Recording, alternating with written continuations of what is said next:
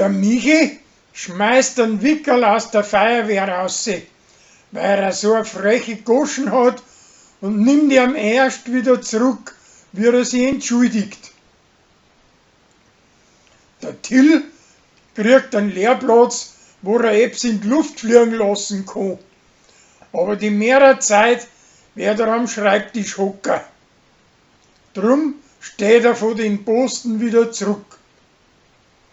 Seine Spätzchen möchte er vorführen, wie er etwas in die Luft jagt.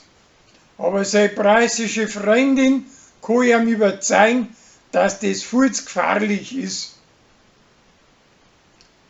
Der Sevi möchte sie mit einer faulen Ausrede vor seiner Steuererklärung drucken und lässt das als Hummel machen. Die kommt ihm aber hinter seine Schlich. Uschi und seine Freundinnen möchten sehen, die welcher von ihr das den schürchersten Fetzen anlegen kann. Aber am Ende haben sie alle gleich Kreisle.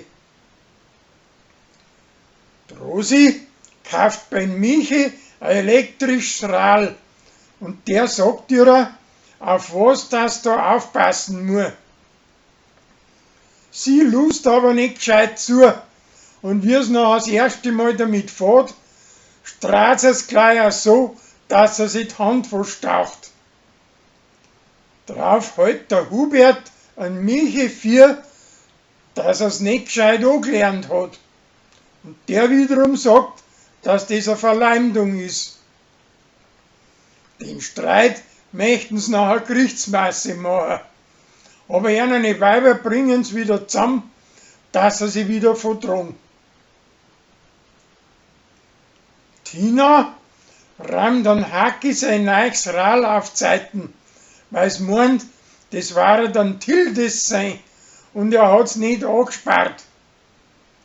Wie sie nachher die Geschichte aufklärt, wird's von denen zwei recht pflanzt. Am Vogelhof dern's grillen und für das backt Kathi extra schwarze Semmeln. Das Hummerl weiß das aber nicht und meint, dass die verbrennt haben und schmeißt's weg und backt gewöhnliche. Die werden aber vom Bärli zusammengegessen und drum backt Kathi zum Grillen nachher rote. Der Sevi möchte den ganzen Hof auf Bio umstellen, aber da ist das Bärli schwer dagegen.